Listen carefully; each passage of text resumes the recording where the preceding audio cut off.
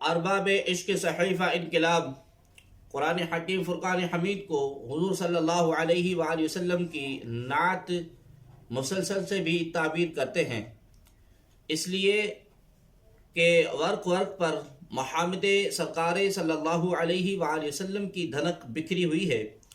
سطر سطر میں محاسن مصطفیٰ کریم صلی اللہ تعالی علیہ وآلہ وسلم کی کندیلیں روشن ہیں، اور ہر حاشیہ خوشبو اسم محمد صلی اللہ تعالی علیہ وآلہ وسلم سے مہک رہا ہے۔ حضرت آدم علیہ السلام سے لے کر حضرت عیسیٰ علیہ السلام تک نازل ہونے والے تمام صحیفے بھی ذکر حضور صلی اللہ علیہ وآلہ وسلم کے انوار سرمدی سے تابندہ ہیں۔ یوں لگتا ہے جیسے یہ جلیل القدر ہستیاں نبی آخر زمان صلی اللہ علیہ وآلہ وسلم کی تشریف آوری کا اہتمام فرما رہی ہیں، جیسے کائنات کا ذرہ ذرہ تاجدار کائنات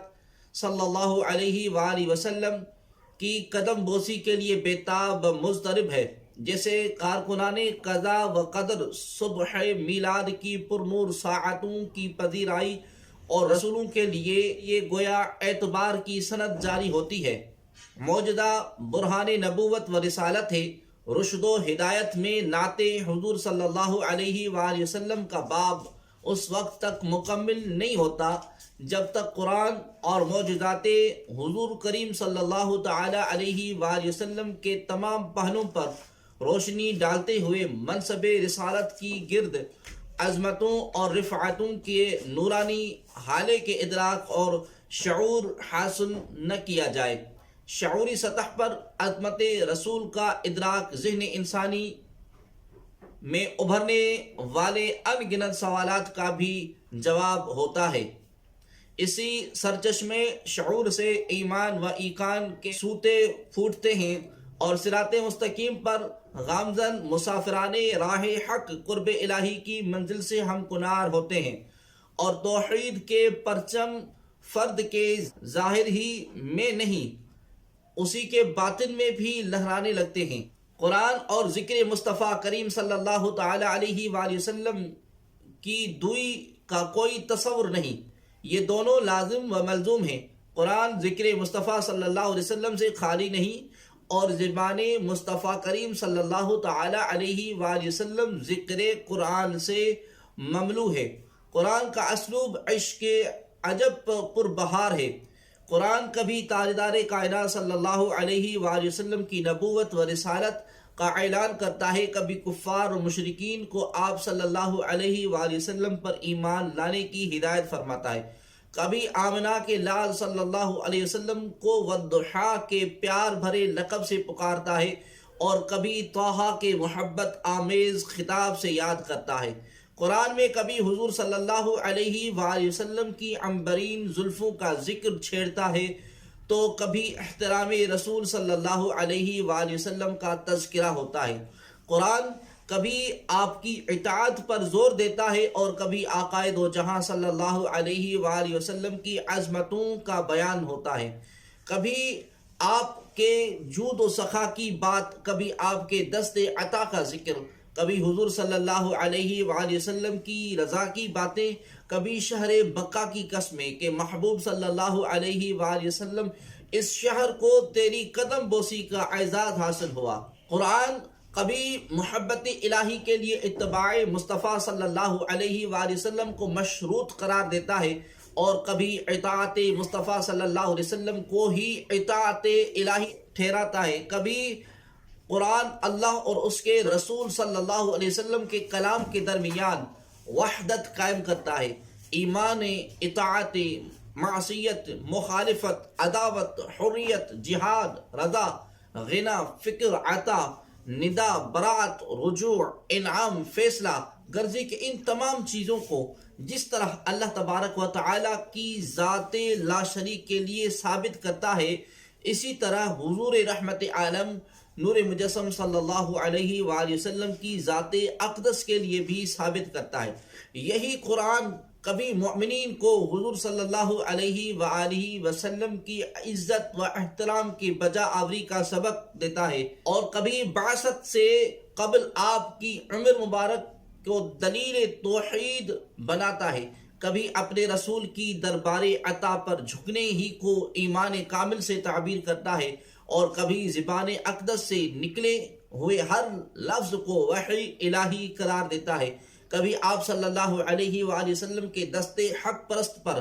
کی جانے والی بیعت کو بیعت الہی گردانتا ہے، تو کبھی حضور صلی اللہ علیہ وآلہ وسلم کے پتھر مارنے کو آپ اپنی ذات کی طرف منسوب کرتا ہے۔ اے محبوب، یہ پتھر آپ نے نہیں، ہم نے مارے تھے۔ قرآن ہر لحاظ چلا کے وحدت رسول صلی اللہ علیہ وآلہ وسلم جلائے رکھتا ہے، کہیں حضور صلی اللہ علیہ وآلہ وسلم کی فضیلت بیان ہو رہی ہے، اور کہیں آپ صلی اللہ علیہ وسلم کی مثلیت کا تذکرہ ہو رہا ہے، کبھی آپ صلی اللہ علیہ وسلم کے اسوہ حسنہ کو رشد و ہدایت کا دائمی سرچشمہ قرار دیا جا رہا ہے، اور کبھی آپ صلی اللہ علیہ وسلم کی ذات مطہرہ کو مومنوں کے حق میں جان سے بھی بڑھ کر عزیز بتایا جا رہا ہے۔ قرآن کبھی اللہ اور اس کے رسول صلی اللہ علیہ وسلم کی محبت کو تمام محبتوں پر مقدم سمجھنے کی نصیحت کرتا ہے، اور کبھی حضور صلی اللہ علیہ وسلم کی مجلس میں بیٹھنے والوں کو آداب رسالت سے آگاہ کرتا ہے،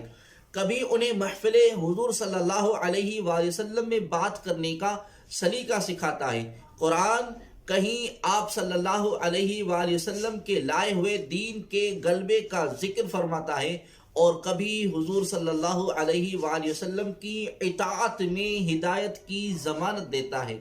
قرآن کہتا ہے کہ اطاعت رسول صلی اللہ علیہ وآلہ وسلم انعام الہی ہے، آپ کو کل جہانوں کے لیے رحمت بنا کر مبعوث فرمایا گیا۔ رب کائنات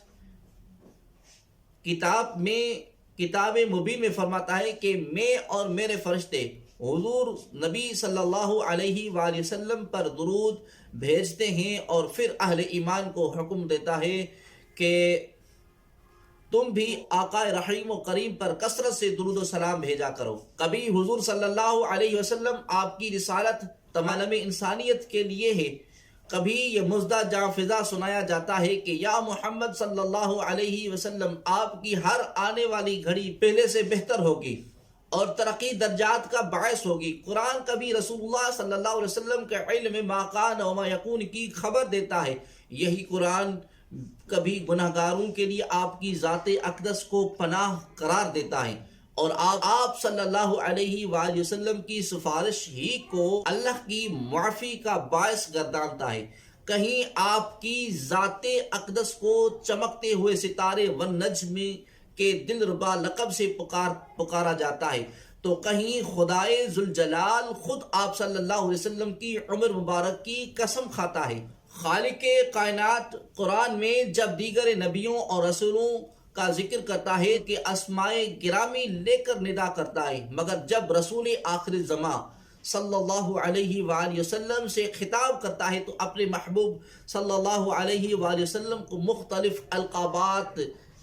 سے یاد کرتا ہے۔ کبھی آپ صلی اللہ علیہ وسلم کی چشمان مقدس کی قسم کھاتا ہے، کبھی آپ صلی اللہ علیہ وسلم کے قلب اطہر کی کیفیات کو موضوع سخن بناتا ہے، کبھی حضور صلی اللہ علیہ وآلہ وسلم کے حسن خلق کے چرچے فرماتا ہے، تو کبھی ساری امتوں پر تاجدار کائنات صلی اللہ علیہ وآلہ وسلم کو گواہ اور نگہبان بنانے کی بات کرتا ہے، کبھی عالم ارواح میں ارواح انبیاء علیہ السلام کو جمع کر کے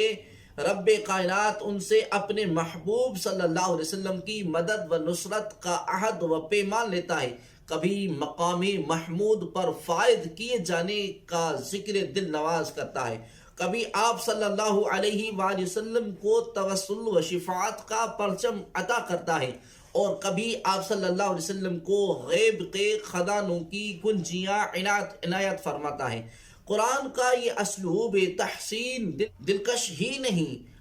عظمت کی بلندیوں کا بھی آئینہ دار ہے۔ رب کائنات نے قرآن کے ورق پر نبی آخر زمان صلی اللہ علیہ وآلہ وسلم کے محاسن بیان کیے ہیں، ہر طرف محامد سرکار صلی اللہ علیہ وسلم کی دھنک پرفشاں ہے۔ قرآن معجزات حضور صلی اللہ علیہ وآلہ وسلم کے تذکار جمیلہ کی چاندنی سے بھی جگمگا رہا ہے۔ معجزات رسول عالمین صلی اللہ علیہ وسلم کے باب میں خود قرآن بھی آپ صلی اللہ علیہ وسلم کا ایک دائمی اور ابدی معجزہ ہے۔ آپ صلی اللہ علیہ وآلہ وسلم کی ذات اقدس بھی دلیل توحید ہونے کی وجہ سے ایک زندہ و تابندہ معجزہ ہے، اور اس حیاتی مقدسہ کا ایک ایک لمحہ جوار صبح نو بہار ہے۔ قرآن جب حضور صلی اللہ علیہ وسلم کے معجزہ معراج کا ذکر کرتا ہے اور عظمت مصطفیٰ صلی اللہ علیہ وسلم کے پرچم لامقا کی وسعتوں میں دکھائی دیتے ہیں، عقل انسانی ان تصویر حیرت بن جاتی ہے۔ ہمارے آقا صلی اللہ علیہ وآلہ وسلم لامقا تک پہنچتے ہیں اور باری تعالیٰ کا بے حجاب دیدار کرتے ہیں، انعامات و اکرامات کے ساتھ ساتھ واپس لوٹتے ہیں۔ کہیں قرآن حضور صلی اللہ علیہ وسلم کے شق صدر کے معجزے کا ذکر کرتا ہے۔ حضور نبی کریم صلی اللہ علیہ وسلم کی شان امیت بھی آپ کا معجزہ ہے۔ حضور صلی اللہ علیہ وسلم کی ذات اقدس کو اللہ تبارک و تعالی نے کفار مشرکین کی طرف سے اپنی پناہ میں لے لیا۔